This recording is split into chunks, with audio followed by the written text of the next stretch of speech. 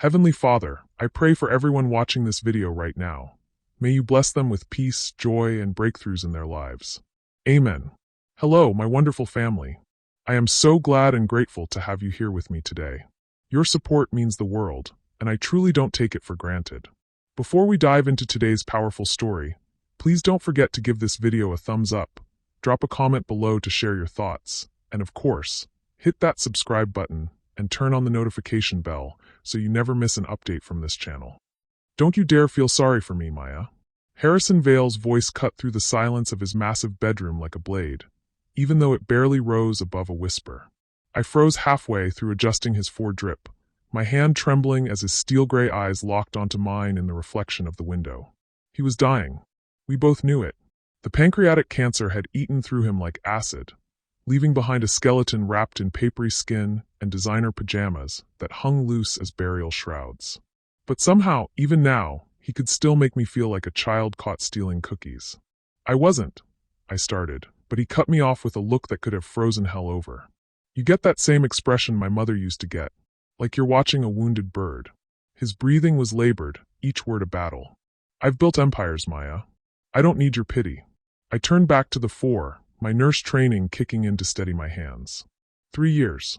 3 years I'd been caring for this impossible, brilliant, utterly alone man, and he still wouldn't let me care about him the way I wanted to. The way I needed to. You're not taking your pain medication, I said, because it was safer than admitting he was right. Dr. Martinez said. Dr. Martinez can kiss my dying ass. Harrison attempted what might have been a laugh, but it came out as a cough that made his whole body shake. You know what I told him yesterday? I said, Doc, I've got maybe 2 weeks left, and I'll be damned if I spend them floating in a chemical fog. 2 weeks. The words hit me like ice water. I'd known, of course. We'd all known. But hearing him say it out loud made it real in a way that all the medical charts and hushed conversations with his oncologist hadn't. Harrison, I whispered, and this time he didn't correct me for the emotion in my voice. Come here, Maya. I moved to his bedside, close enough to smell the antiseptic and the faint cologne that someone still applied every morning, even though he barely left this room anymore. His hand, all bones and age spots now, reached for mine. You know I never married, he said, his grip surprisingly strong. I know. No children. No family left. His eyes searched my face. What do you think happens to everything when I'm gone? The question hung in the air between us like smoke. In 3 years, we'd never talked about his will, his fortune, what would happen to Vale Industries or the foundation or any of it. But I'd wondered. God help me, I'd wondered. I imagine you have it all figured out, I said carefully. He smiled then, the first real smile I'd seen from him in weeks. You imagine right. Always were too smart for your own good. His thumb traced across my knuckles. That nursing degree of yours, where'd you get it again? Community college in Oakland. The answer came automatically, though I wondered why he was asking. He knew my background better than anyone. Knew about my mother's medical bills that had wiped out everything. Knew about the student loans I was still paying off. Knew about the tiny apartment I rented month to month because I couldn't afford anything more permanent. Oakland, he repeated, like he was tasting the word. Your mother, she worked at that diner on Telegraph Avenue? How did you? I stopped. Of course he knew. Harrison Vale didn't hire anyone without knowing everything about them. Yes. Before she got sick. Rose's Cafe. Good coffee. Used to go there sometimes, years ago. His eyes went distant. Small world, isn't it? There was something in his tone that made my skin prickle. Something that felt like standing on the edge of a cliff without realizing how far the drop was. Why are you asking about my mother? I said. But before he could answer, his lawyer's voice echoed from the hallway, cutting through the moment like a chainsaw. Mr. Vale? I have the final documents ready for your signature. Harrison's hand tightened on mine for just a second. Perfect timing, as always, Crawford. He called out toward the door, then looked back at me with an expression I couldn't read. Maya, do me a favor. When Crawford comes in here, don't react to anything you hear. Can you do that for me? What kind of reaction? Promise me. The intensity in his voice made my heart skip. I promise. Good girl. He released my hand just as the door opened, admitting a tall, silver-haired man in an expensive suit carrying a leather briefcase. James Crawford had been Harrison's attorney for over 30 years, and in all the times I'd seen him, he'd never looked nervous. Today, he looked like he was about to throw up. Maya, Crawford nodded to me, his usual polished smile nowhere to be found. Perhaps you could give us some privacy? She stays, Harrison said firmly. Maya's practically family. The words sent a strange warmth through my chest, even as I noticed Crawford's face go completely white. Harrison, the lawyer said carefully, are you certain you want to proceed with these particular arrangements? Never been more certain of anything in my life. Harrison's voice carried an edge of steel I remembered from the early days, when he still tried to run board meetings from his bed. The will stands as written. Crawford opened his briefcase with shaking hands. Very well, but I feel compelled to remind you that this decision will shock everyone who thinks they know you. Harrison's eyes found mine again, and this time there was something there that looked almost like an apology. Sometimes, Crawford, he said softly, the biggest shocks are just the truth finally coming to light. As Crawford spread the legal documents across the bedside table, I had no idea that in less than 2 weeks, those papers would destroy everything I thought I knew about Harrison Vale, my mother, and the real reason I'd been caring for him all this time. I had no idea that I was about to discover I'd been living inside someone else's carefully constructed lie. Hey everyone, welcome back to the channel. What you're about to hear is a story that will challenge everything you believe about loyalty, family, and the price we pay for the people we love. This one's going to be a journey, so get comfortable, and let's dive into Maya's world. 3 years earlier, I'd answered Harrison Vale's job posting out of pure desperation. Not hope, not ambition, desperation with teeth.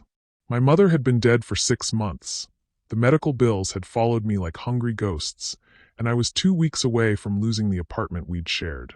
The nursing agency had sent me on 12 interviews that month. 12 rejections. Too inexperienced for some positions, overqualified for others, wrong fit for the rest. But Harrison Vale's listing was different. Live-in caregiver for private client. Nursing background required. Discretion essential. Compensation negotiable for the right candidate. The address alone should have been my first clue. Pacific Heights. The kind of neighborhood where my mother and I used to drive through on Sundays, pointing at mansions and making up stories about the people who lived inside them. Probably some old society lady with too many cats, I'd told myself, clutching my resume as I stood in front of the iron gates of 2847 Broadway Street. The house beyond looked like something from a fairy tale. All stone towers and bay windows, with gardens that probably cost more to maintain than I made in a year. The woman who answered the door wasn't what I expected either. Mid-40s, sharp suit, the kind of polished efficiency that screamed executive assistant. You must be Maya Chun, she said, extending a manicured hand. I'm Victoria Morrison, Mr. Vale's personal assistant. He's been looking forward to meeting you. Mr. Vale? I'd done my homework, but the job listing hadn't mentioned a name. Victoria's smile was perfectly practiced. Harrison Vale. You may have heard of him. I nearly dropped my purse. Harrison Vale, as in Vale Industries, Vale Foundation, Forbes Billionaire list Harrison Vale. The man whose face appeared on business magazine covers with headlines like The Genius Who Revolutionized Tech and America's Most Reclusive Billionaire. There must be some mistake, I started, but Victoria was already leading me through a foyer that could have housed my entire apartment building. Mr. Vale specifically requested someone with your background, she said, her heels clicking against marble floors. He reviewed dozens of applications. Yours was the only one he wanted to meet. That should have been my second clue. We climbed a staircase that belonged in a museum, past oil paintings that were probably worth more than my student loans. Victoria's chatter felt rehearsed, like she'd given this tour before. Mr. Vale values privacy above all else, she was saying. The household staff is minimal. A housekeeper who comes twice a week, a chef who prepares meals in advance, his driver when needed. But he requires round-the-clock medical support, someone who can handle the physical demands of his condition while maintaining absolute confidentiality. She stopped outside a heavy wooden door, her hand on the brass handle. One more thing, Maya. Mr. Vale can be difficult. He's not accustomed to being vulnerable, and he doesn't trust easily. But if he does trust you, she paused, studying my face. Well, let's just say he's very generous to those who earn his loyalty. The man I met that day bore little resemblance to the commanding figure from magazine covers. Cancer had already begun its work, leaving him gaunt and pale, but his eyes still held that razor intelligence that had built an empire. Maya Chun, he said from his chair by the window, voice rougher than I'd expected. 26 years old, graduated from Merit College nursing program, specializing in oncology care. Mother deceased, no other family. Clean background check, excellent references from your previous positions. He knew more about me than I'd put on my application. And you grew up in Oakland, he continued, near the Fruitvale district. Your mother worked at Rosa's Cafe for 18 years before her diagnosis. How do you know all that? The question slipped out before I could stop it. I make it my business to know everything about people I'm considering inviting into my home. His eyes held mine. The question is, what don't I know about you? It was a test, I realized. He wanted to see if I'd lie, if I'd try to impress him, if I'd crack under pressure. You don't know that I cried in my car for 20 minutes before ringing your doorbell, I said. You don't know that I've been surviving on ramen and pride for the past 3 months. And you don't know that despite everything I've read about you being this brilliant, ruthless businessman, sitting here right now, you just look like someone who's scared and trying not to show it. The silence stretched between us like a held breath. Then Harrison Vale did something I'd never seen him do in any interview or photograph. He laughed. Really laughed, not the polite chuckle of boardrooms, but something genuine and surprised. You're hired, he said. That was 3 years ago.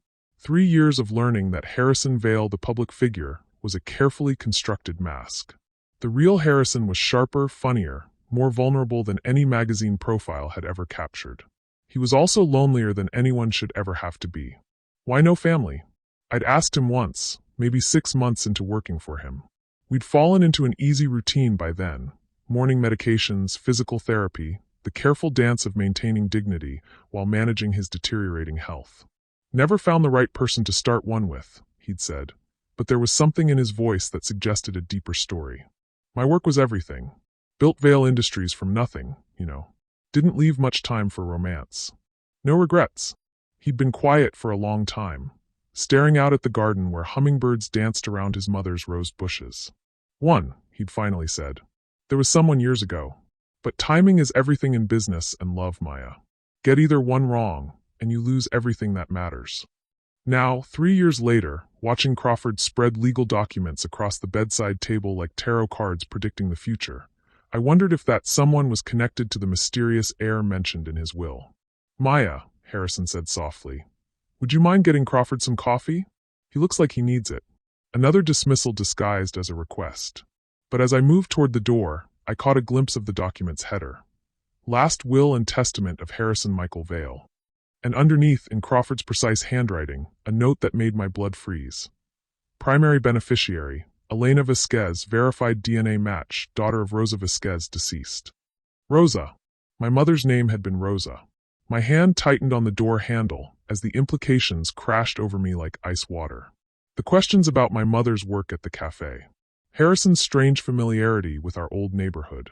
The way he'd known details about my background that I'd never shared. Maya. Harrison's voice seemed to come from very far away. The coffee. I forced myself to nod, to walk normally down the hallway, even as my mind reeled with possibilities I didn't want to consider. In the kitchen, my hands shook as I prepared Crawford's coffee. Elena Vasquez. My mother had been Rosa Chun, but before she married my father, before I was born, her name had been Rosa Vasquez, which meant the mysterious heir Harrison was leaving his fortune to wasn't a stranger at all. It was me. But if that was true, if Harrison had known all along who I really was, then everything about our relationship, every conversation, every moment of apparent connection, every time I'd felt like we were becoming something like family, had been built on a lie. I'd thought I was caring for him out of compassion, building toward something real. Instead, I'd been playing a role in a script I'd never seen, dancing to music only he could hear. The coffee cup rattled against the saucer as I picked up the tray, my hands refusing to steady. When I returned to the bedroom, Crawford and Harrison both looked up with expressions that confirmed my worst fears. They'd been talking about me. Ah, perfect timing, Crawford said, accepting his coffee with a smile that didn't reach his eyes. Mr. Vale and I were just discussing the complexities of his estate planning. Complexities, I repeated, setting the tray down with more force than necessary. Harrison's gaze never left my face. Maya, I want you to know that everything I'm about to do, I'm doing because I care about you. The words should have been comforting. Instead, they sounded like the beginning of an apology I didn't want to hear. What are you about to do? I asked, but I already knew. The coffee grew cold as Harrison signed document after document, each signature sealing a fate I was only beginning to understand. He was leaving me his fortune not because he'd grown to love me like family, but because I'd always been family. Because my mother had been someone important to him, someone whose name was written in lawyers' notes and legal documents, but never spoken aloud in all our years together. And the worst part wasn't the deception. The worst part was that even knowing I'd been lied to, I still loved him enough to stay. The confrontation came at 3 a.m., in the blue-black darkness that made everything feel like a confession waiting to happen. I'd been sitting in Harrison's study for hours, staring at my mother's photographs spread across his mahogany desk like evidence at a crime scene. Photographs I'd found in his locked drawer. Photos of my mother I'd never seen before, taken years before I was born. Rosa laughing in Golden Gate Park. Rosa in a diner uniform, but not at Rosa's cafe. Somewhere else, somewhere that looked expensive. Rosa holding a tiny baby with Harrison's unmistakable gray eyes. Rosa holding me. The baby in the photos was maybe 6 months old, chubby-cheeked, and reaching for the camera with small, grasping fingers. And in every single picture, Harrison Vale was there. Not as a stranger, not as some distant admirer, but as someone who belonged in the frame. I wondered when you'd find those. I didn't turn around when Harrison's voice came from the doorway. His breathing was labored from the effort of getting downstairs, but his tone was steady. Resigned. How long have you known? I asked, my voice barely above a whisper. Known what exactly? But there was no challenge in the question. He was giving me the chance to say it first, to make it real. That I'm your daughter. The words hung in the air between us like smoke from a fire that had been burning for 26 years. In the reflection of the window, I watched Harrison move slowly into the room, his cane tapping against hardwood floors. I've known since the day you were born, he said simply. The admission hit me like a physical blow. 26 years. He'd known for 26 years and had never said a word. Never reached out, never tried to be part of my life, never even acknowledged my existence until I'd shown up desperate and dying for work. Why? The question tore out of me. Why did you abandon us? Why did you let Mom struggle and work herself to death in that diner when you could have helped? When you had billions and we had nothing? Because your mother asked me to. I spun around then, furious and heartbroken and needing to see his face when he tried to justify 26 years of absence. Harrison stood in the doorway like a ghost of himself, but his eyes held steady on mine. Rosa made me promise to stay away. She said she didn't want you growing up in this world, with this burden. She wanted you to have a normal life. A normal life? I laughed, sharp and bitter. Working 3 jobs to pay for community college? Watching her die slowly because we couldn't afford the good treatments? That's your idea of normal. She wouldn't take my money. His voice broke slightly. God knows I tried, Maya. I sent checks, I opened accounts, I tried everything I could think of. She returned every penny. You're lying. The account is still there. 26 years of deposits, never touched. Crawford has the statements. He moved closer, each step an effort. Your mother was the most stubborn, proud, impossible woman I ever loved. And she was terrified that my world would destroy you the way it destroyed her. Destroy her how? Harrison sank into the leather chair across from his desk, suddenly looking every one of his 73 years. The kidnapping attempts. The death threats. The paparazzi camping outside her apartment. When you were 6 months old, someone tried to take you from your stroller in the park. That's when Rosa said enough. The room tilted around me. Kidnapping attempts? Being Harrison Vale's family comes with a price, Maya. Your mother decided it was too high for you to pay. His hands shook as he reached for the photographs. So she took you and disappeared. Changed her name back to Chun, moved to Oakland, started over completely. I hired security to watch you both from a distance, but I never contacted her again. She made me promise. Until now. Until now. He studied my face in the lamplight. You look just like her, you know. Especially when you're angry. I wanted to stay furious. Fury was safer than the grief that was clawing its way up my throat. But looking at him now, frail and dying and carrying this secret for decades, I felt something inside me crack open. As Adrian worked to stabilize him, as Victoria made urgent phone calls, as the night spiraled into controlled chaos, I realized that everything I thought I knew about my life had been stripped away in the space of a few hours. I wasn't Maya Chin, struggling nurse from Oakland. I was Elena Vasquez, Harrison Vale's daughter, and heir to a fortune that would make me powerful beyond anything I'd ever imagined. I was also, apparently, about to become the target of everyone who thought they deserved what was rightfully mine. And the only person I could trust was a doctor I'd just met, who looked at me like I was worth protecting, worth fighting for, worth everything he had to give. The old Maya would have run, would have walked away from the complications and the danger and the impossible weight of it all. But as I watched Harrison fight for every breath, as I felt Adrian's steady presence beside me, as I realized that 3 days from now I'd be alone in the world with more money and more enemies than I knew how to handle, I made a choice that would change everything. I was staying. Whatever came next, whatever they threw at me, whatever price I had to pay for being Harrison Vale's daughter, I was staying. The only question now was whether I'd survive long enough to understand what that really meant. The funeral parlor called at 7 a.m. Not Harrison's funeral parlor. We weren't quite there yet, despite Adrian's grim prognosis. This was about my mother. Miss Chun. The voice was professionally sympathetic, practiced at delivering bad news with just the right amount of concern. This is Peaceful Valley Memorial Services. We're calling about your mother's burial plot. I sat up in the guest room bed, instantly alert. I'd moved into the main house the night before, partly to be closer to Harrison, and partly because Adrian had made it clear that my apartment wasn't safe anymore. The call felt like ice water in my veins. What about it? Well, it seems there's been some confusion about the ownership. Our records show the plot was purchased by a Harrison Vale, but your mother was buried under the name Rosa Chin. We need to verify some information for our files. My blood turned to ice. What kind of information? Financial records, proof of relationship, that sort of thing. Nothing major, but our new management requires all documentation to be current. We'd hate for there to be any complications. The threat was wrapped in velvet, but it was still a threat. Someone was already moving, already applying pressure in places they knew would hurt. I'll call you back, I said, hanging up before they could respond. Adrian found me 20 minutes later, sitting at the kitchen counter with my phone in one hand and a cold cup of coffee in the other, trying to decide who to call first. You look like someone just walked over your grave, he said, then winced. Sorry. Poor choice of words. Someone's already going after my mother's burial plot. The words came out flat, emotionless. They called it management verification, but they knew things they shouldn't know. About Harrison, about the name change, about everything. Adrian's jaw tightened. It's starting. What's starting? The pressure campaign. He moved to the coffee maker, his movements efficient and controlled, but I caught the tension in his shoulders. Harrison's enemies aren't going to wait for him to die before they start dismantling your life piece by piece. How did they even know about the burial plot? Because they've been investigating you for months. Adrian turned to face me, coffee mug in hand.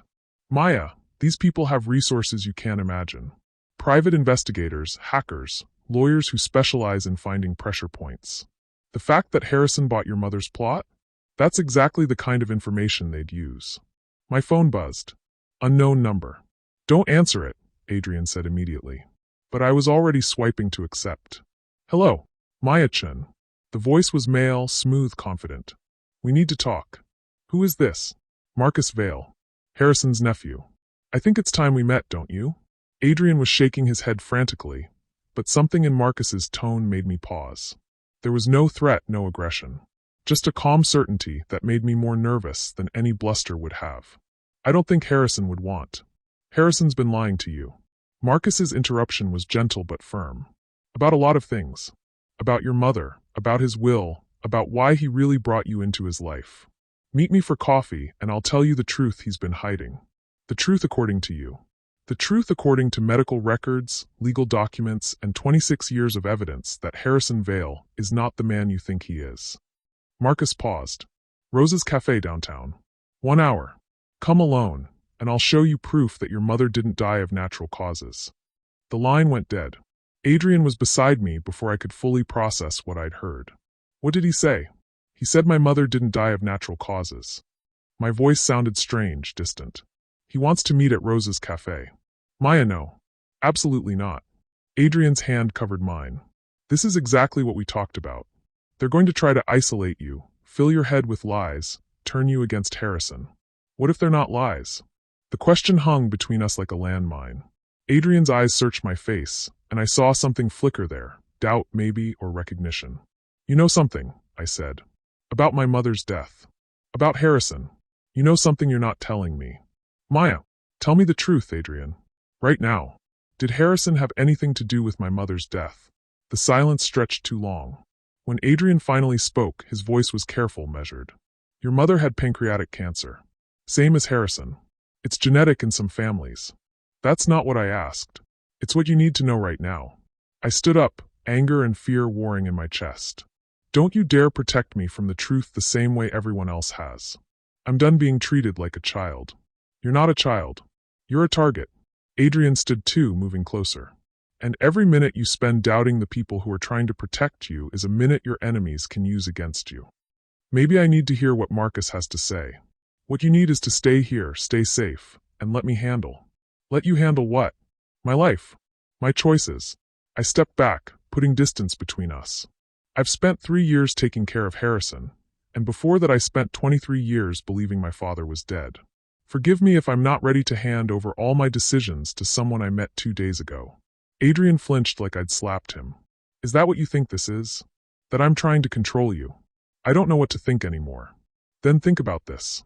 He closed the distance between us in 2 steps, his hands framing my face. Think about the fact that in the 36 hours since Harrison told you the truth, someone has already targeted your mother's grave. Your apartment building had a break-in last night that the police are calling suspicious, and Marcus Vale has somehow gotten your private cell phone number. My apartment was broken into? Victoria told me this morning. Nothing's stolen, but they went through everything. Looking for what? We don't know. His thumbs traced along my cheekbones. Maya, these people are professionals. They're not going to come at you directly, not yet. They're going to try to isolate you first, make you doubt everyone who's trying to protect you. The warmth of his touch was making it hard to think clearly. Including you? Especially me. His voice dropped to almost a whisper. Because they know that if you trust me, if we work together, we'll be much harder to destroy. The air between us felt charged, dangerous. I was aware of everything. The way his hair fell across his forehead, the faint scar above his left eyebrow, the way his eyes darkened when he looked at me like this. Adrian, I know this is complicated, he said softly. I know you barely know me, and I know the timing is impossible. But Maya, I need you to understand something. What?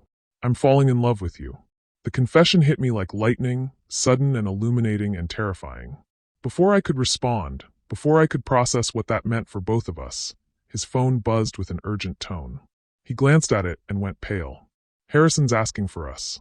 Now, we found Harrison propped up in bed, looking more alert than he had in days.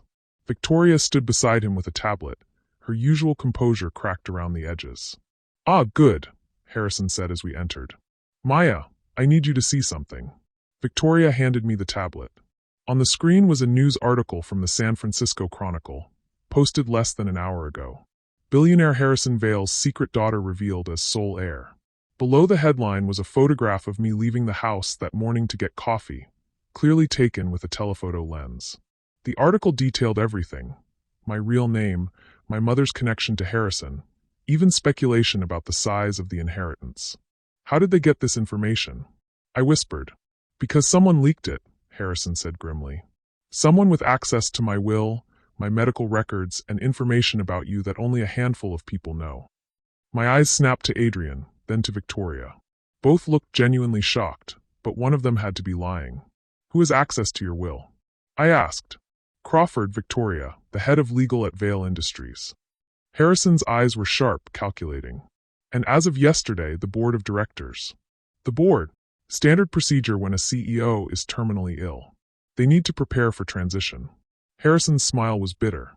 I called an emergency meeting yesterday afternoon to inform them about my decision to leave everything to you. By last night, someone had leaked it to the press. Victoria cleared her throat. Sir, there's something else. Marcus Vale called a press conference for this afternoon. He's planning to contest the will publicly. On what grounds? Diminished capacity, undue influence, fraud. Victoria's voice was steady, professional. He's claiming that Maya manipulated you while you were vulnerable, that your relationship with her mother was fabricated, and that you're not mentally competent to make decisions about your estate. The words hit like physical blows. Everything I'd built with Harrison, every moment of genuine connection, every hour of care I'd given him, Marcus was going to paint it all as manipulation. Can he do that? I asked. He can try, Harrison said. And with enough money and the right lawyers, he might succeed. Adrian moved closer to the bed. Harrison, your heart can't handle this kind of stress. We need to. What we need, Harrison interrupted, is to get ahead of this. Maya, I'm calling Crawford. We're going to record a video statement today, while I'm still lucid, explaining my decision. We're going to get your DNA test results expedited. And we're going to make it very clear that anyone who tries to claim I was manipulated doesn't know the first thing about Harrison Vale. Is that enough? It's a start. Harrison's eyes found mine. But Maya, you need to understand what you're walking into. This isn't just about money. This is about power, control, legacy. Marcus has been running Vale Industries for 5 years, expecting to inherit it all. Diane has been telling her friends for decades that she'd be my heir. The board members, the shareholders, the employees, they're all going to be watching to see if you're strong enough to handle what I'm leaving you. And if I'm not, then they'll destroy you and take it anyway. Harrison's voice was matter of fact, but his eyes were gentle. But you are strong enough, Maya. You're stronger than you know. You're Rose's daughter, and she was the strongest person I ever met. Before I could respond, Victoria's phone rang. She glanced at it and frowned. It's Crawford. He says it's urgent. She answered, listening for a moment before her face went white. I understand. Yes, sir. Right away. She hung up and turned to Harrison with an expression that made my heart sink. What is it? Harrison asked. Sir, there's been a development. Marcus Vale has filed for an emergency injunction to freeze your assets pending a competency hearing. As of an hour ago, all of your accounts, all of Vale Industries' assets, everything is frozen. The silence in the room was deafening. He can't do that, I whispered. He just did, Victoria said quietly. The hearing is scheduled for tomorrow morning. If the judge rules that you're not competent to manage your affairs, Marcus will be appointed as temporary guardian of your estate. Harrison closed his eyes, suddenly looking every one of his 73 years. He's moving faster than I expected. What does this mean? I asked. Adrian's hand found mine, squeezing tight. It means we're out of time. It means, Harrison said, opening his eyes with visible effort, that by tomorrow afternoon, you'll either be one of the most powerful women in America, or you'll have nothing at all. As the weight of our situation settled over the room like a shroud, I realized that Marcus hadn't just outmaneuvered US. He'd declared war. And the battle for Harrison's empire was about to begin whether I was ready or not. The competency hearing was scheduled for 9 a.m. At 3 a.m., I was still awake, sitting in Harrison's study surrounded by legal documents and 26 years of secrets I was finally allowed to see. Adrian had been helping me prepare, going through bank records and medical files, building a timeline that would prove Harrison's mental competency. We'd been working in comfortable silence for hours, our hands occasionally brushing as we passed papers back and forth, the air between us charged with unspoken possibilities. Maya, he said softly, not looking up from the DNA report Crawford had rushed through. There's something I need to tell you. The tone of his voice made me look up. He was staring at the test results with an expression I couldn't read. What is it? The DNA match. It's conclusive. You're definitely Harrison's daughter. He paused, still not meeting my eyes. But there's something else in your genetic profile that doesn't make sense. What kind of something? Adrian finally looked at me, and what I saw in his eyes made my heart skip. You have markers for Huntington's disease. It's genetic, always passed from parent to child. But Harrison doesn't have it. The words hit me like ice water. What does that mean? It means either the test is wrong, or... He trailed off, shaking his head. Or what? Or Harrison isn't your biological father. The silence that followed felt like the end of the world. Everything I'd learned about my identity, about my mother's past, about Harrison's love for her. If Adrian was right, it was all built on a lie. That's impossible, I whispered. The photos, the way he knew my mother, everything fits. Maya, I need to ask you something, and I need you to be completely honest with me. Adrian moved closer, his voice urgent. When did your mother start getting sick? What were her first symptoms? She was tired all the time. Losing weight. The doctor said it was stress from working too much, and then later. I stopped, remembering. She had tremors. In her hands, then her whole body. But they said it was the cancer spreading to her nervous system. Adrian's face went pale. Those aren't cancer symptoms, Maya. Those are Huntington's symptoms. You're saying my mother didn't die of cancer? I'm saying she might have died of Huntington's, and someone made it look like cancer. His hands framed my face, gentle but urgent. Think about it. who had access to her medical records, who could have influenced her doctors, her treatment, her diagnosis. The implications crashed over me like a tsunami. If my mother had Huntington's, if someone had covered it up, if Harrison had known and let her suffer anyway. He wouldn't do that, I said, but even as the words left my mouth, doubt crept in like poison. Maya, there's something else. Adrian's thumb traced across my cheek, and despite everything, I felt heat spread through me. The night we met, when I said I'd heard a lot about you, Harrison didn't just tell me about his daughter. He told me about his biggest mistake. What mistake? He said he'd fallen in love with a woman he couldn't save, and that loving her had destroyed the best part of himself. Adrian's eyes held mine. He said he'd spent 26 years trying to make amends for something unforgivable. Before I could process what that meant, before I could ask the questions that were burning in my throat, the study door opened. Harrison stood in the doorway in his pajamas and robe, looking frailier than I'd ever seen him, but with his eyes sharp and alert. Having trouble sleeping? He asked, but his gaze fixed on Adrian's hands on my face, on the intimate distance between us. Adrian dropped his hands and stepped back. Harrison, we were just reviewing the documents for tomorrow. I can see that. Harrison moved into the room slowly, his cane tapping against the floor. Maya, could you give Adrian and me a moment alone? Harrison, I think I should stay. We need to talk about. Please. His voice carried that quiet authority that had built an empire. Just for a few minutes. I looked between them, sensing undercurrents I didn't understand. Fine.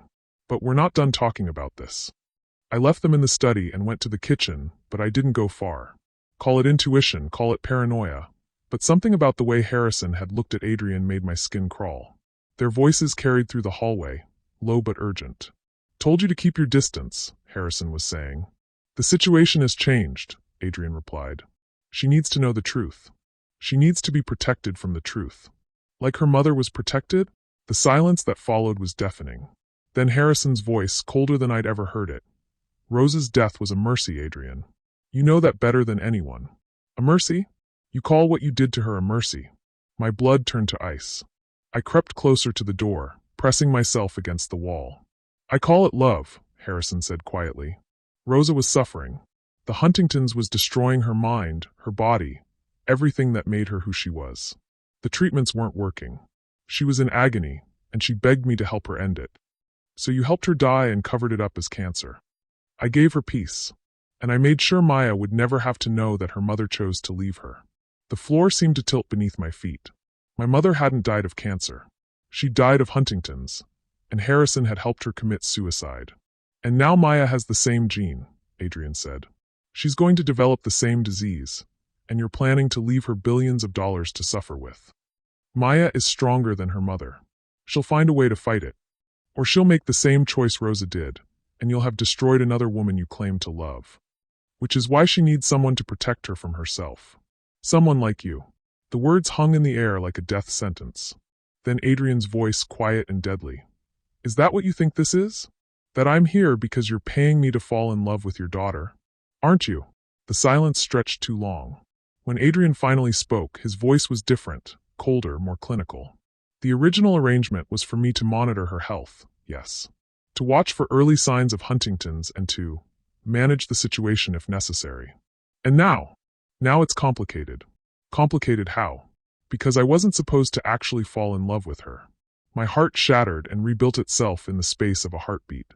Adrian had been paid to watch me, to manage me, to what? Help me die if I got sick like my mother? But he'd also fallen in love with me despite that. The betrayal and the love were so tangled together I couldn't separate them. The money I've been paying you, Harrison continued. It stops tomorrow regardless of how the hearing goes. Maya will either inherit everything and be able to afford her own medical care, or she'll have nothing and won't be my problem anymore. And if she chooses to contest the DNA results? If she figures out you've been lying about being her father? She won't. Because you're going to make sure she doesn't. How exactly am I supposed to do that? By keeping her focused on other things. By making her feel safe, loved, protected. By convincing her that whatever doubts she has are just stress and grief. Harrison's voice turned sharp. You're a doctor, Adrian. You know how to manage difficult patients. She's not a patient. She's a liability, Harrison cut him off. The DNA test you ran tonight? The one showing Huntington's markers? Destroy it. Run a new one that shows clean results. Tell her the first test was contaminated. You want me to lie to her about her own genetic destiny? I want you to give her hope instead of despair. I want you to let her live without the shadow of her mother's fate hanging over her. Harrison's voice softened. I want you to love her the way I should have loved Rosa. Completely, protectively, without reservation. And if she gets sick anyway? If the symptoms start showing up in 10 years, 15 years, then you'll know what to do. The implication hit me like a physical blow. Harrison wasn't just asking Adrian to lie to me about my genetics. He was asking him to be ready to help me die when the time came, just like he'd helped my mother. I pressed my hand to my mouth to keep from making a sound as the full scope of their arrangement became clear. Adrian wasn't falling in love with me despite being paid to watch me. He was being paid to love me, to manage me, to ultimately be my executioner when Harrison's genetic legacy finally claimed me. I won't do it, Adrian said finally. You won't do what? Destroy the test results or kill her when she gets sick? Either. Both. Adrian's voice was firm. I won't lie to her anymore, and I won't be party to another mercy killing. Then you're fired. And if you say one word to Maya about any of this, I'll destroy you. Your medical license, your reputation, your future, all of it gone. You can't threaten me anymore, Harrison. You're dying. In 3 days, you'll be gone and Maya will be free to make her own choices. Maya will never be free, Harrison said quietly. Not from her genetics, not from her mother's legacy, not from the choices I made 26 years ago. But she can be happy, Adrian. If you love her the way you claim to, you'll give her that chance. I couldn't listen to any more. My legs felt like water as I stumbled back to the kitchen, my mind reeling with everything I'd overheard. My mother hadn't died of cancer. She died of a genetic disease that I was carrying. Harrison had helped her commit suicide and covered it up. Adrian had been paid to watch me, to fall in love with me, to eventually help me die when I got too sick to live. And the DNA test proving Harrison was my father might be fake anyway. Everything, my identity, my inheritance, my relationship with Adrian, even my mother's death, was built on lies and manipulation, and a kind of love so twisted it had become indistinguishable from cruelty. I was still standing there, gripping the kitchen counter and trying not to vomit, when Adrian found me 10 minutes later. Maya! His voice was gentle, concerned. Are you all right? I turned to face him, and whatever he saw in my expression made him go pale. You heard, he said quietly. I heard enough. Maya, let me explain. Explain what? That you've been paid to fall in love with me? That you've been monitoring me for signs of a genetic disease you've been lying about? That you're supposed to help me commit suicide when I get too sick to function? Adrian flinched like I'd slapped him. It's not like that. Then what is it like? It started that way, he said quietly. Harrison hired me to watch you, yes. To monitor your health, to look for early signs of Huntington's. But Maya, everything I feel for you, everything that's happened between us, that's real. How can I believe anything you say? The words came out broken, desperate. How can I trust my own feelings when I don't even know who I really am? Because this is who you are. He stepped closer, and despite everything, my body responded to his presence. You're the woman who spent 3 years caring for a dying man who was lying to you. You're the woman who chose to stay and fight even when you learned the truth about your father. You're the woman who made me fall in love with you even when I was trying not to. Stop. I held up a hand, tears burning my eyes. Just stop. I can't do this right now. Maya, the competency hearing is in 6 hours. Tomorrow I'll either inherit billions of dollars or lose everything I thought I knew about myself. Either way, I'll be alone. I looked at him, memorizing his face because I knew this was the last time I'd let myself trust him. Because the one person I thought I could count on has been lying to me from the beginning. I never lied about loving you. You lied about everything else.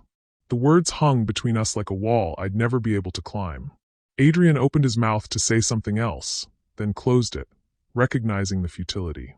For what it's worth, he said quietly, I'm sorry. About all of it. About the arrangement with Harrison, about not telling you about the Huntingtons, about falling in love with you when I had no right to. You're sorry you fell in love with me? I'm sorry I let it happen when I knew it would only hurt you in the end. He left me standing in the kitchen, surrounded by the wreckage of everything I'd thought was true. In the space of one conversation, I'd lost my father, my identity, my future, and the man I was falling in love with.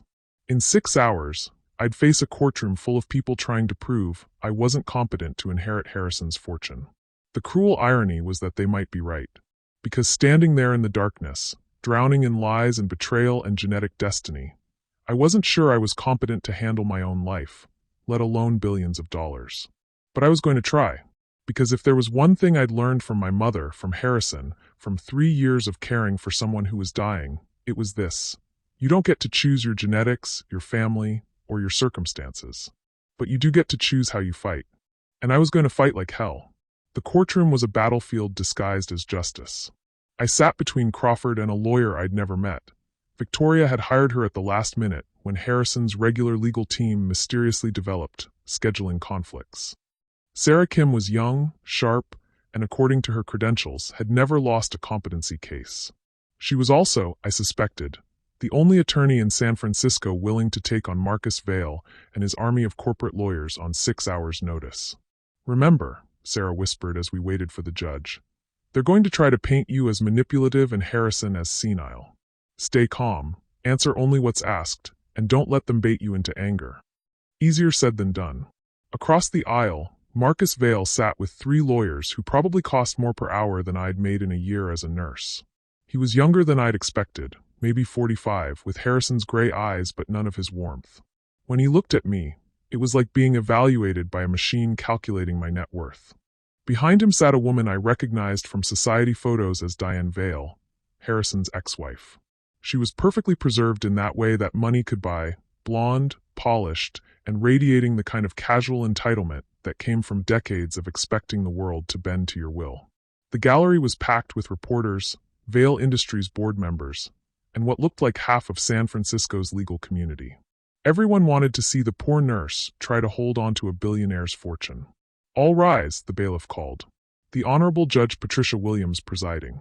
Judge Williams was exactly what I'd hoped for, mid-50s, no nonsense, with the kind of expression that suggested she'd seen every manipulation tactic in the book and wasn't impressed by any of them. Be seated, she said briskly. This is an emergency hearing regarding the mental competency of Harrison Michael Vail and the validity of his recent testamentary decisions. Mr. Garrett, you may proceed. Marcus's lead attorney stood, a silver-haired man who radiated expensive confidence. Your Honor, we're here today because a vulnerable, dying man has been systematically manipulated by an opportunistic caregiver who has convinced him to disinherit his rightful heirs in favor of herself. Sarah was on her feet immediately. Objection. Counsel is making arguments, not presenting evidence. Sustained. Mr. Garrett, stick to the facts. Of course, Your Honor. Garrett's smile was razor-sharp. The facts are these: Harrison Vail, suffering from terminal cancer and under the influence of powerful pain medications, has suddenly decided to leave his entire fortune to Maya Chun, a woman he's known for only 3 years. This decision came after Ms. Chun gained unprecedented access to his home, his medical care, and his emotional state during his most vulnerable period. He gestured toward a stack of documents.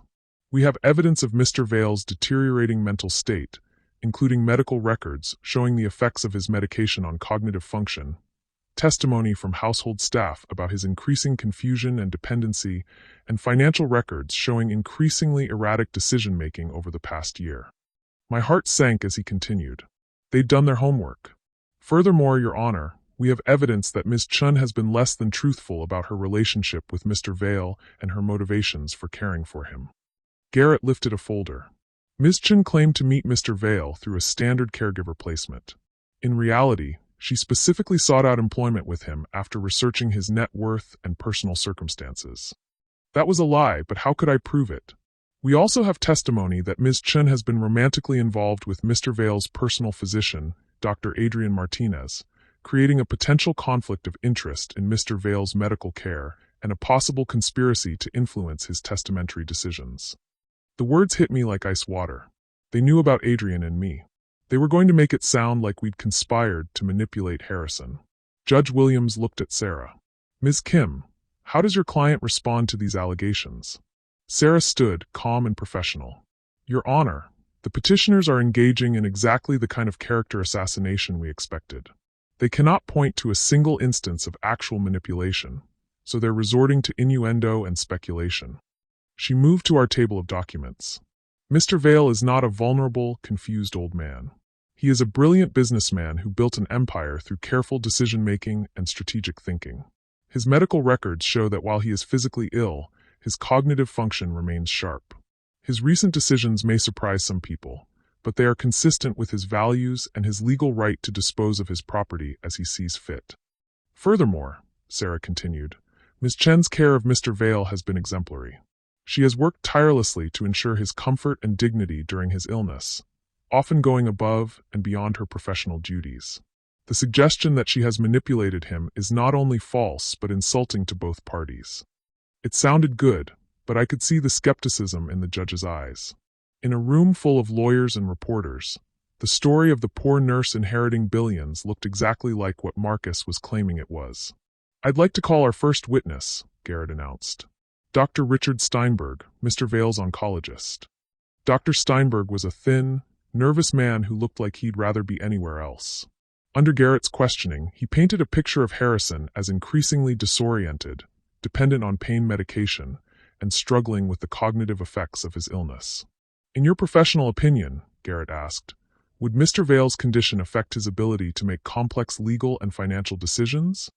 Well, terminal illness combined with strong pain medications can certainly impact judgment and decision-making capacity, Dr. Steinberg said carefully. And in Mr. Vale's specific case? I have concerns about some of his recent choices, yes.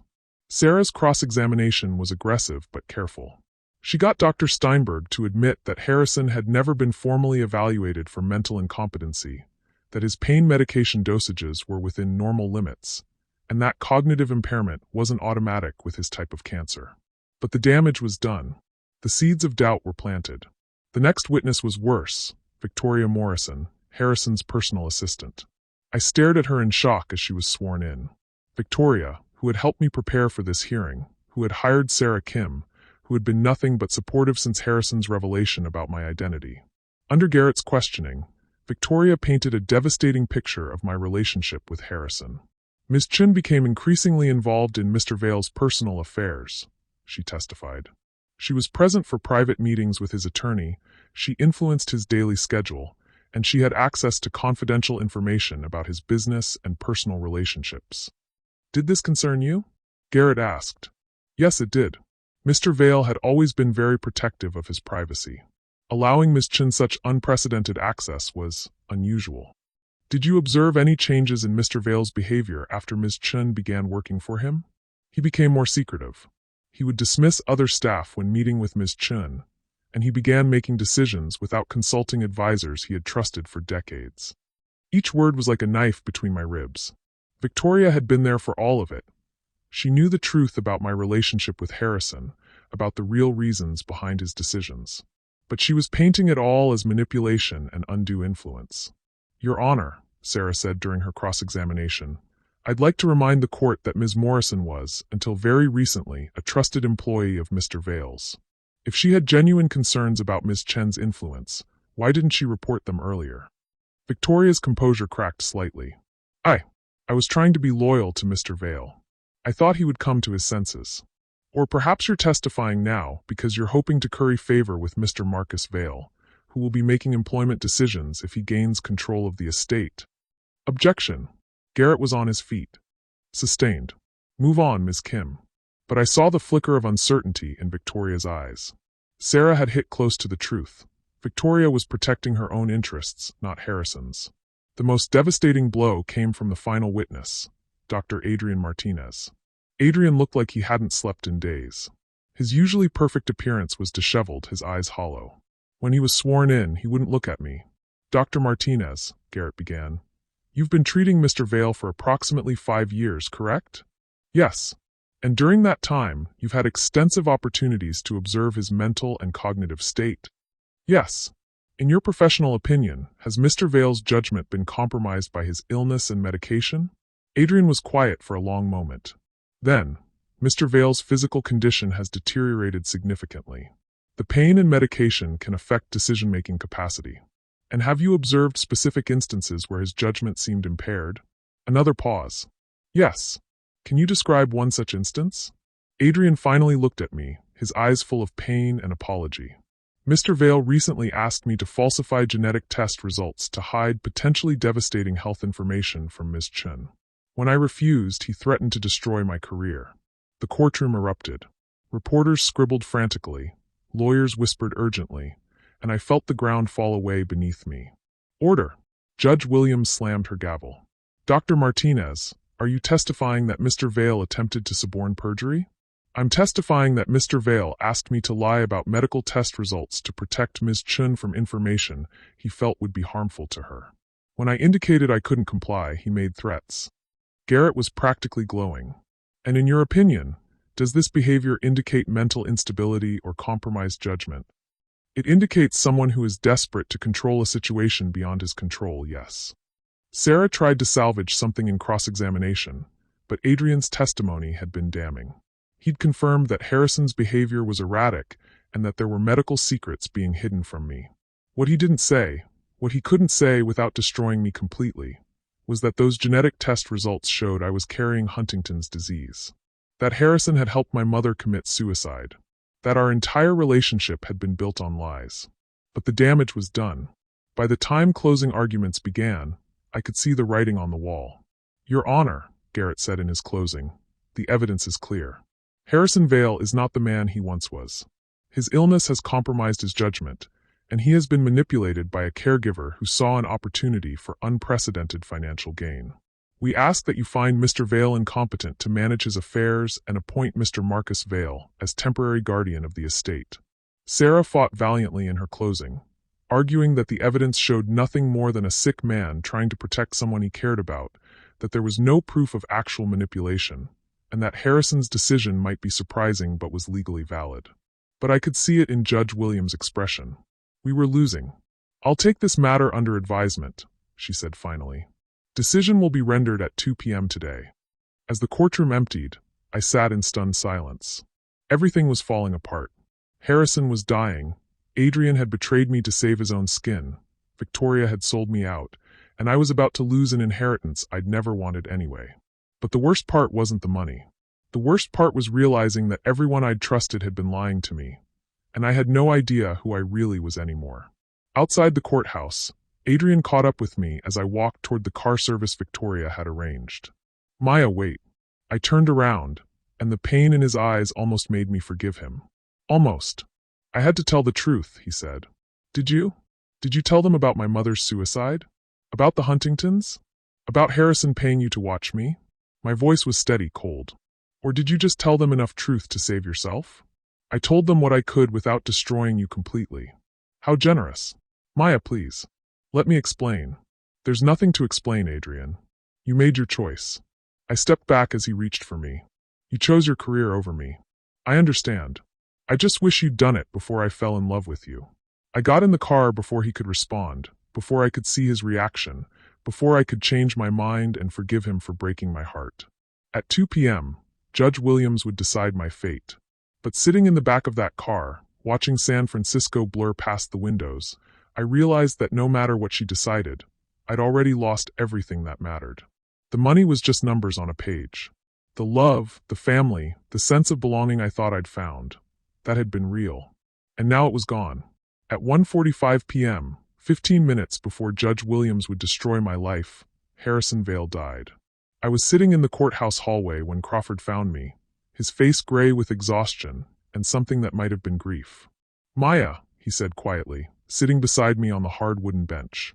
I need to tell you something. If it's about the hearing, I already know we lost. I could see it in the judge's face. It's not about the hearing. Crawford's hands shook as he opened his briefcase. Harrison passed away 20 minutes ago. Adrian was with him. The words hit me like a physical blow, even though I'd been expecting them. Harrison had been dying for months, but somehow I'd convinced myself we had more time. Time to fix things, to understand the truth, to say goodbye properly. How? I whispered, peacefully, in his sleep. Crawford pulled out a sealed envelope with my name written in Harrison's distinctive handwriting. He asked me to give you this if he died before the hearing was over. I stared at the envelope, afraid to open it. Crawford, I need to ask you something, and I need you to tell me the truth. Was Harrison really my father? Crawford was quiet for a long moment. What does your heart tell you? My heart doesn't know anything anymore. Then maybe you should read his letter. With trembling fingers, I broke the seal and unfolded pages of Harrison's careful script. My dearest Maya, asterisk if you're reading this, Then I've finally run out of time to tell you the truth in person. I'm sorry for that. I'm sorry for many things, asterisk. Asterisk, you are not my biological daughter. I suspected as much when I first hired you. The timing never quite made sense, and your mother was nothing if not honest about her past. The DNA test confirmed what I already knew in my heart. You are the daughter of Maria Santos, a brilliant doctor who worked with your mother at a clinic in Oakland 27 years ago, asterisk. Asterisk, your mother never told Maria she was pregnant. She disappeared when she found out, terrified that Maria would try to take you away from her. Maria spent years looking for you both, asterisk. Asterisk, I helped your mother hide because I loved her, and because she begged me to. But Maria never stopped searching. She's been looking for you your entire life, asterisk. Asterisk, the genetic test Adrian ran was accurate. You do carry markers for Huntington's disease, not from me, but from your biological father, who died of the same condition when you were 5. Maria has been working on Huntington's research for 20 years, hoping to find a cure before she found you, asterisk. Asterisk, I've done terrible things, Maya. I helped your mother hide from someone who loved her. I let you grow up in poverty when you had family looking for you. I paid Adrian to watch you not because I wanted to control you, but because I was terrified that if you got sick, I wouldn't know how to help you the way I failed to help Rosa, asterisk. Asterisk, but I did one thing right. I fell in love with the extraordinary woman you became despite all my failures, asterisk. Asterisk, Dr. Maria Santos works at UCSF Medical Center. She's been treating Huntington's patients for decades, and she's developed experimental treatments that could change your future. More importantly, she's your mother in every way that matters, and she's been waiting 26 years to meet you, asterisk. Asterisk, the money, the inheritance. I'm leaving it to you not because you're my daughter, but because you're the only person I trust to use it well. But if you don't want it, if it brings you nothing but pain, then walk away. You don't owe me anything, Maya. You never did, asterisk. Asterisk, all my love. Harrison, asterisk. Asterisk P.S. Adrian quit his job this morning. He told me he couldn't work for someone who asked him to lie to the person he loved. For what it's worth, I think he would have chosen you over everything else if I'd given him the chance. Asterisk. I read the letter twice, my hands shaking so hard I could barely hold the pages. Then I looked up at Crawford, who was watching me with eyes full of sympathy. He really wasn't my father, I said. No, but he loved you like you were. And my real mother is alive. Very much so. And according to Harrison, desperate to meet you. I folded the letter carefully, my mind reeling. What happens to the inheritance now that he's dead? The will stands as written.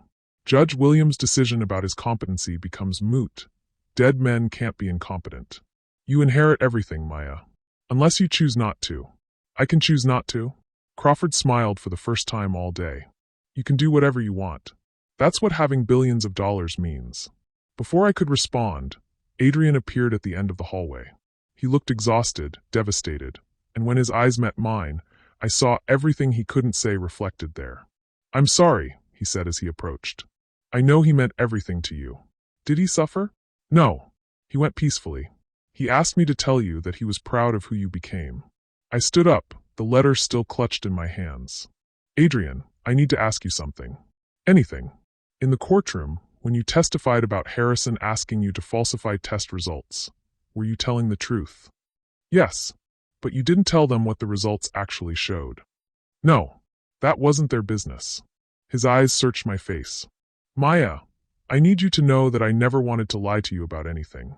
When Harrison first hired me to watch you, I thought it would be simple. Monitor your health, report back, keep you safe. I never expected to. To what? To fall completely, utterly, impossibly in love with you. The words hung between us like a bridge I wasn't sure I was ready to cross. Even knowing about the Huntingtons, especially knowing about the Huntingtons. He stepped closer. Maya, I've been researching your condition since the day I met you. There are treatments now, experimental protocols that could delay or even prevent symptoms. You're not your mother, and this isn't 26 years ago. And if I get sick anyway, if the treatments don't work, then I'll be there with you for every day we have left. Before I could respond, Sarah Kim appeared with news that would change everything. Maya, she said, slightly out of breath from running down the hallway. Marcus Vail just dropped his petition. Completely withdrew his competency claim. What? Why? Because someone leaked his real financial situation to the press. Sarah held up her phone, showing a news article. Turns out he's been embezzling from Vail Industries for years. The FBI just arrested him for fraud. I stared at the headline. Harrison Vail's nephew arrested in multi-million-dollar embezzlement scheme. How did the FBI know to investigate him? I asked. Crawford cleared his throat. Harrison spent the last 3 years building a case against Marcus. He had forensic accountants tracking every questionable transaction, every suspicious transfer. He was planning to turn over the evidence after his death to ensure Marcus couldn't contest the will. He planned all of this?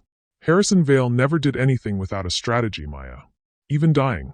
As the implications sank in, I realized that everything that had happened in the past week, the competency hearing, the media attention, even Marcus's aggressive legal tactics, had all been part of Harrison's final gambit. He'd known his nephew was stealing from the company, and he'd used Marcus's own greed against him. What happens now? I asked. Now you decide what kind of life you want to build, Crawford said. You have more money than most countries. You have a biological mother who's been searching for you for decades. You have a man who loves you enough to testify against his own interests. He paused. And you have a genetic condition that might be treatable if you're brave enough to fight. I looked at Adrian, at Crawford, at Sarah who had fought for me even when everything seemed hopeless. Then I thought about Harrison, who had spent his final years trying to give me a future he'd never been able to give my mother. I want to meet her, I said. Dr. Santos. My mother. I can arrange that, Crawford said. And I want to fund Huntington's research. Real research with real money behind it. That can be arranged too. I turned to Adrian, who was watching me with an expression that made my heart skip. And you? What do you want? I want whatever you want, he said quietly. If you want me to disappear, I'll disappear. If you want me to stay and help you figure out how to spend billions of dollars on medical research, I'll do that too. If you want me to love you for the rest of whatever time we have together, I'll do that most of all. The choice should have been impossible. Trust the man who had lied to me, been paid to watch me, testified against the person who'd loved me? Walk away from the money that represented everything complicated and painful about my relationship with Harrison? But standing there in that courthouse hallway, surrounded by the wreckage of everything I'd thought I knew about my life, the choice was actually simple. I wanted to fight. For my health, for my future, for the possibility of love that was honest and real and built on choice rather than obligation. I want all of it, I said. The research, the money, a relationship with my biological mother, everything. Even if it's complicated? Especially because it's complicated. Adrian's smile was like sunrise after the longest night of my life. Then let's go change the world. As we walked out of the courthouse together, Crawford fell into step beside us. One more thing, Maya, he said. Harrison left specific instructions about what he wanted done with his body. He wants to be buried next to your mother. Next to Rosa. If that's all right with you. I thought about Harrison's letter, about 26 years of loving someone from a distance, about the price of keeping secrets to protect the people you care about. Yes, I said. I think he'd like that. Outside, the San Francisco sun was shining for the first time in days. I had a fortune to manage, a genetic condition to fight, a biological mother to meet, and a relationship to rebuild with a man who'd chosen me over everything else when it mattered most. It wasn't the life I'd planned. It wasn't even the life I'd dreamed of. But it was mine. And that was enough. 3 weeks later, I stood outside the genetics lab at UCSF Medical Center, holding Adrian's hand and trying to remember how to breathe. You don't have to do this today, he said softly. We can wait until you're ready. I'll never be ready. I squeezed his fingers. But I need to know. Through the glass doors, I could see her, Dr. Maria Santos, my biological mother, the woman who'd been searching for me for 26 years. She was smaller than I'd expected, maybe 5'4", with graying black hair pulled back in a practical ponytail and intelligent dark eyes that looked achingly familiar when I caught my reflection in windows. Crawford had arranged everything with his usual efficiency. Phone calls, medical records, genetic confirmations that left no doubt about our relationship. But knowing something scientifically and feeling it emotionally were two different things entirely. She looks nervous too, Adrian observed. He was right. Dr. Santos, Maria, was pacing in front of a wall covered with research charts, her hands moving as she spoke to someone I couldn't see. Even through the glass, I could read the tension in her shoulders. What if she doesn't like me? The question slipped out before I could stop it. Adrian turned to face me fully. Maya, you are brilliant, compassionate, funny, and strong enough to inherit a fortune and immediately decide to give most of it away to help other people. If she doesn't like you, she's an idiot, and you're better off without her. You have to say that. You're sleeping with me. I'm sleeping with you because you're amazing. Not the other way around. He kissed my forehead gently. Besides, she's been looking for you for decades. Trust me, she's going to love you. I took a deep breath and pushed through the doors. Maria turned when she heard us enter, and the expression that crossed her face was pure wonder. She took a step forward, then stopped, like she was afraid I might disappear if she moved too quickly. Maya, she said, and her voice carried a slight accent that made my name sound like music. Dr. Santos. Maria, please. She wiped her hands on her lab coat, a nervous gesture that reminded me of myself. I can't believe you're here. You're so beautiful. The words were simple, but they hit me like a physical force. This woman had given birth to me, had spent 26 years wondering if I was alive, if I was healthy, if I was happy. Now she was standing 3 feet away, looking at me like I was a miracle. I have so many questions, I said. I'm sure you do. I have some answers, but probably not all the ones you want. Maria gestured toward a small office adjoining the lab. Should we sit? The office was cramped but organized, filled with medical journals and research papers about Huntington's disease. Photos covered one wall, patients, colleagues, research teams. In the center was a single picture of a baby that I recognized as myself from Harrison's collection. You kept my picture, I said. It's the only one I had. A nurse at the clinic took it the day you were born. I've looked at it every day for 26 years. Maria's eyes filled with tears. Maya, I need you to understand something. I never wanted to give you up. Your mother, Rosa, she was terrified that I would try to take you from her. Would you have? Maria was quiet for a long moment. I wanted to raise you, yes. But Rosa was your mother in every way that mattered. She carried you, birthed you, loved you from the moment she knew you existed. I was just the doctor who helped bring you into the world. And my father? Carlos was a good man. Brilliant, funny, passionate about everything he did. Maria's smile was sad and fond. He was also showing early signs of Huntington's when you were conceived. He died when you were 5, not from the disease directly, but from complications related to it. Did Rosa know? About the Huntington's? Not when she got pregnant. Carlos didn't know either. He wasn't diagnosed until after you were born. When we realized you might be at risk. Maria shook her head. Rosa was devastated. She blamed herself, even though there was no way she could have known. Is that why she took me and disappeared? Partly. She was also scared of me, scared of Carlos's family, scared of a world that might see you as damaged before you even had a chance to live. Maria leaned forward in her chair. Maya, I need you to understand something about your mother. She loved you so much that she was willing to give up everything. Financial security, medical support, even contact with me, to protect you from what she saw as a genetic curse. But you've been working on Huntington's research. For 20 years. First trying to understand what happened to Carlos, then hoping that if I ever found you, I'd have something to offer besides bad news. Maria's eyes lit up with professional excitement. And Maya, I do have something to offer.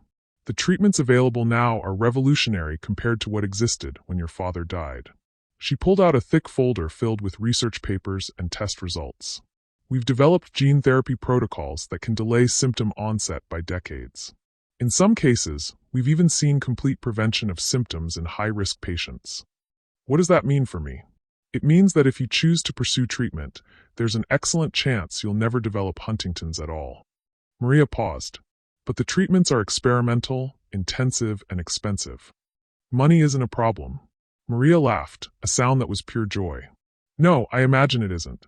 Harrison told me about his will when he called to arrange our meeting. You knew Harrison? We'd been in contact for the past 3 years. He reached out after you started working for him, wanting to understand your medical history and genetic risks. Maria's expression grew solemn. He also wanted to make sure that if something happened to him, you'd have someone who could help you navigate what he called the biological complications of your inheritance. The pieces clicked into place. Harrison hadn't just been protecting me from my genetics. He'd been setting up a support system for after he was gone. There's something else, Maria said. Something Harrison asked me to tell you when we met. What? He said to tell you that love isn't always about keeping someone safe. Sometimes it's about giving them the tools to save themselves. I felt tears burning my eyes. Even dead, Harrison was still trying to take care of me. Maya, Adrian said softly, what do you want to do? I looked at Maria, this woman who'd spent decades searching for me and developing treatments for a disease I might never even develop. I thought about Harrison, who'd used his last years to build bridges between the people he loved. I thought about Rosa, who'd sacrificed everything to give me a normal childhood. And I thought about the choice I had now, the choice they'd all tried to give me in their own way. I want to start treatment, I said. And I want to fund a new research center, the largest Huntington's research facility in the world. Maria's eyes went wide. Maya, that would cost hundreds of millions of dollars. I know. I smiled. Good thing I just inherited billions. You would do that? Fund research for a disease you might never even develop. I'd do it for all the people who will develop it, for all the families who don't have the resources to fight. I reached for Adrian's hand. And for the people I love who refuse to let genetics define what's possible. Maria stood up, tears streaming down her face, and opened her arms. May I hug my daughter? I stood and stepped into her embrace, feeling pieces of myself I'd never known were missing finally click into place. She smelled like antiseptic and vanilla, and her arms around me felt like coming home to a place I'd never been. I love you, she whispered. I've loved you every day since you were born. I love you too, I whispered back and meant it. When we finally pulled apart, Adrian was watching us with an expression of such tenderness that my heart ached. So, he said, should we go change the world? I looked at Maria, brilliant and determined, and ready to help me fight for a future Carlos and Rosa had never dared to imagine. I looked at Adrian, who'd chosen love over security and truth over comfort. I thought about Harrison, whose final gift had been giving me the resources to save not just myself, but everyone else fighting the same battle. Yes, I said. Let's go change everything. 1 year later, I stood in the gleaming lobby of the Harrison Vale Center for Huntington's Research, watching Maria direct a team of international researchers through the facility that would have seemed impossible to imagine just 12 months ago. The gene therapy trials are showing remarkable results, she was saying to a group of visiting doctors. 87% of high-risk patients are showing no symptoms after 18 months of treatment. Through the floor-to-ceiling windows, San Francisco Bay sparkled in the afternoon sun. The building was Harrison's final gift to the world, a state-of-the-art research facility that bore his name but carried my mother's vision.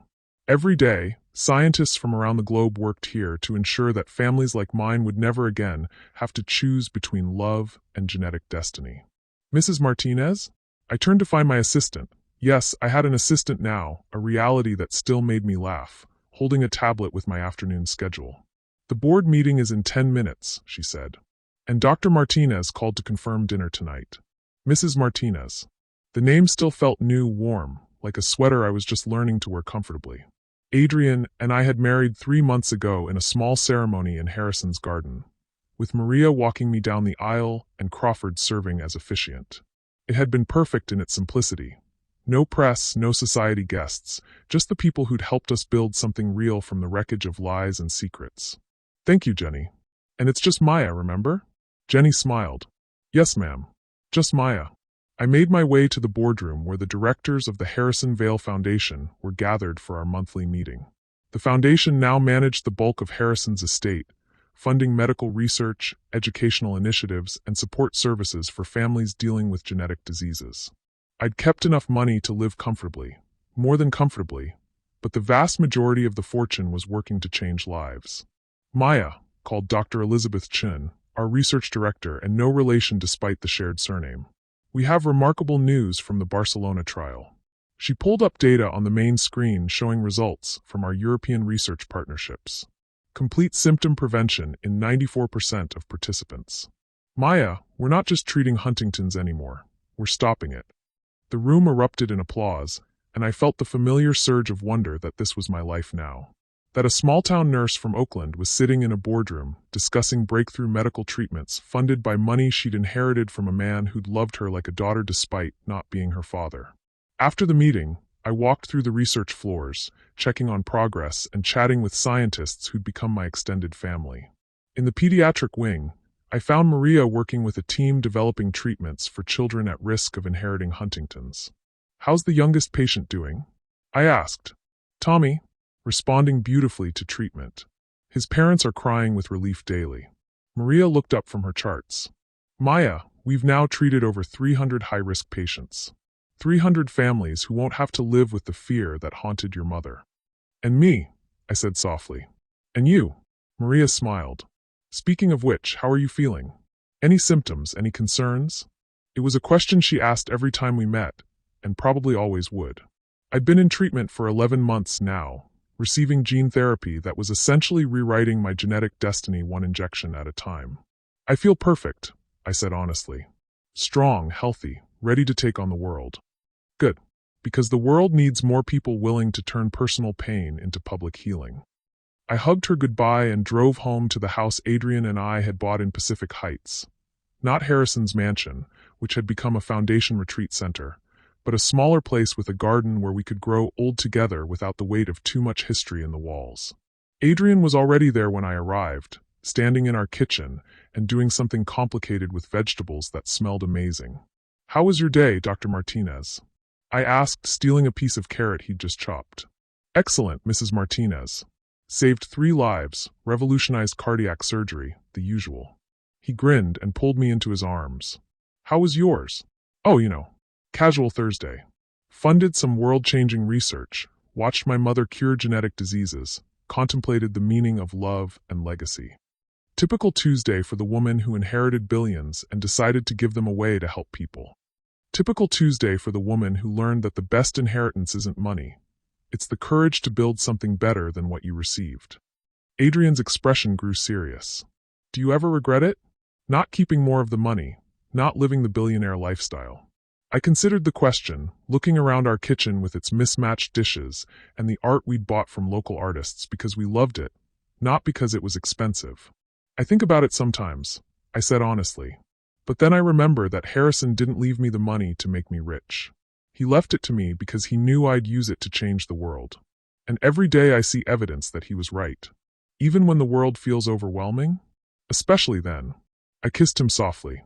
Besides, I kept enough to live comfortably with my brilliant doctor husband and fund our own research projects. Speaking of which, Adrian said, his eyes lighting up, I have news about the new cardiac gene therapy trials. Good news. Revolutionary news. We're seeing complete reversal of genetic heart conditions in early trials. Maya, we're not just treating diseases anymore. We're rewriting human limitations. As he told me about his research, about lives being saved and futures being rewritten, I marveled at the strange beauty of our life together. We'd met through lies and manipulation, but we'd built something honest and true from the ashes of that deception. Later, as we sat on our back porch watching the sunset paint the sky in impossible colors, I thought about Harrison's final letter and the choice he'd given me. To take the money or walk away, to fight my genetics or surrender to them, to trust love or retreat into safety. Adrian, I said, do you think Harrison knew how this would all turn out? You mean, did he know you'd use his fortune to cure the disease that killed your mother and might have killed you? Did he know you'd marry the doctor he hired to watch you? Did he know you'd find your biological mother and build a research empire that's changing the world? All of that.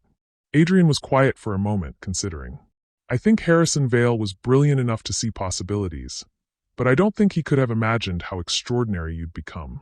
He gave you tools, Maya. You're the one who built the masterpiece. As night fell over San Francisco, I felt the presence of everyone who'd shaped my journey. Rosa, who'd sacrificed everything to give me a chance at a normal life. Harrison, who'd used his last years to ensure I'd have the resources to fight for something better than normal. Maria, who'd never stopped believing that love and science could overcome genetic destiny. And Adrian, who'd chosen truth and love over security and comfort. What are you thinking about? Adrian asked, noticing my contemplative mood. I'm thinking about choices, I said. About how every person who loved me made choices that led to this moment. Rosa chose to protect me. Harrison chose to give me power. Maria chose to search for me.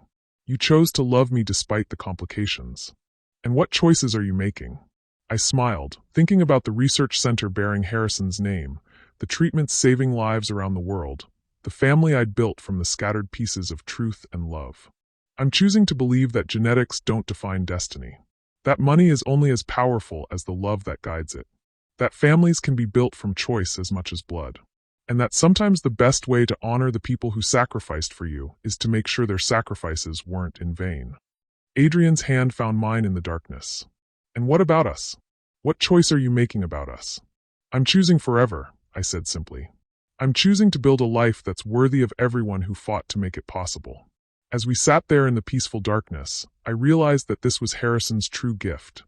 Not the money, though that had certainly helped, but the understanding that love isn't about keeping people safe from the world. It's about giving them the tools to change the world. The scared young nurse who'd answered a job posting a year ago was gone, replaced by a woman who understood that power without purpose was meaningless, that love without trust was impossible, and that sometimes the most important inheritance isn't what you receive. It's what you choose to pass on. Tomorrow, there would be more research to fund, more lives to save, more families to help navigate genetic challenges that no longer had to be insurmountable. Tomorrow, Adrian and I would continue building a life that honored both science and love, both ambition and contentment. But tonight, sitting on our porch and watching stars emerge over the city, I was simply grateful for the impossible journey that had brought me here. From a small apartment in Oakland to a research empire in San Francisco, from a dying man's caregiver to a woman powerful enough to change the course of medical history. Harrison had been right about one thing. Love really was about giving someone the tools to save themselves. The difference was I'd learned to use those tools not just to save myself, but to save everyone else I could reach.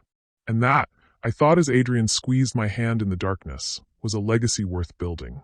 What did this story teach you about the power of transforming pain into purpose?